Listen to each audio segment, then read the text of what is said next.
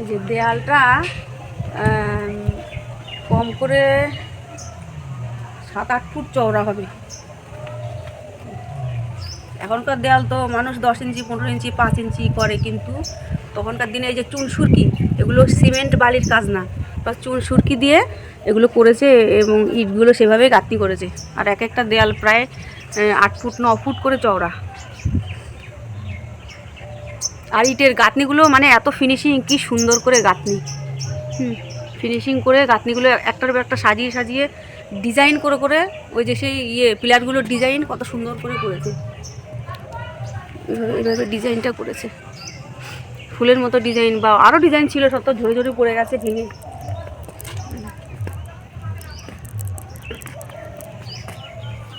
এই যে সামনের উপরে ডিজাইনগুলো এখনও অক্ষত রয়েছে কিছু কিছু। তো নিচে আরও সুন্দর সুন্দর মূর্তি বসানো ছিল, ডিজাইন ছিল, সেগুলো তো খসে খসে পড়ে গেছে, আর নেই।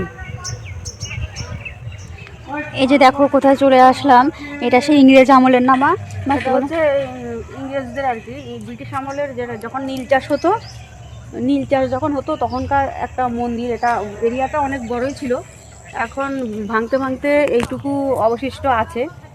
তখন এখানে নীল চাষ হতো, আর এখানে মা দুর্গার পুজো হতো। মা দুর্গার পুজো হতো? হ্যাঁ, মা দুর্গার পুজো হতো এখানে।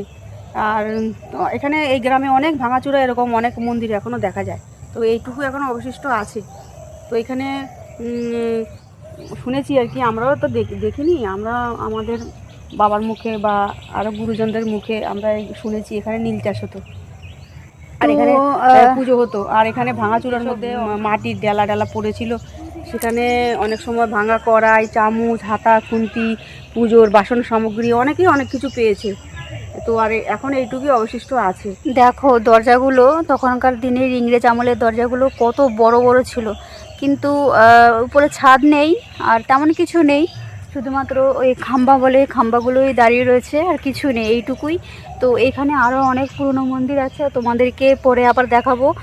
এইটা দেখালাম, আমি এই সাইড দিয়ে যাচ্ছিলাম, তো ভাবলাম যে তোমাদের একটু দেখাই। ইংরেজ আমলের মানে আমাদের গ্রামেই এটা অনেক পুরনো। তো তখন ওই এখানে নাকি দুর্গা মন্দির, ওটা দুর্গা মন্দির ছিল। তো এখানে তোমার দুর্গা পুজো হতো না, আমার দুর্গা পুজো হতো না, আমার হ্যাঁ, দুর্গা পুজো হতো, দুর্গা পুজো হতো। তো ঠিক আছে, চলো আরও এখানে আরও অনেক মন্দির আছে, সেই মন্দিরগুলো তোমাদের দেখাবো। অনেক পুরনো মন্দির আছে। তো গিয়ে তো দেখা, ইটগুলো দেখা, ইটগুলো একটু পাতলা পাতলা ধরনের ইটগুলো, এখনও ইটগুলো এত মজবুত, হ্যাঁ, এত পোড়াই। এখনকার ইটের সাথে এই ইট কিন্তু মিলবে না। আর যাই না চুন সুরকি না কিসের কাজ, এটা সেটা বোঝা যাচ্ছে না। আর কতটা শক্ত দেখো, অনেক শক্ত, এখনকার ইটের থেকেও এগুলো শক্ত। আর এখানে দেখো যে ভেতরটা, ভেতরটা একদম পুরো খালি, অনেক উঁচু উঁচু, উপরে এখানে দেখো গাছ পর্যন্ত হয়ে গেছে, দেখো গাছ জন্মেছে, অনেক গাছ। তখন ইংরেজদের আমলের ঘর এখনো পর্যন্ত আছে, তাহলে ভাবো কত সুন্দর না। মানে আগেরকার দিনে ইটগুলো একটু সাইজে বড় ছিল। আর চলো আমি এরপরে আরও এখানে পুরনো মন্দির আছে, পুরনো এরকম ঘর আছে, দেখাবো ইংরেজ আমলের। তো ভিডিওটা অবশ্যই লাইক শেয়ার করে দিও, সবাইকে দেখার সুযোগ করে দিও।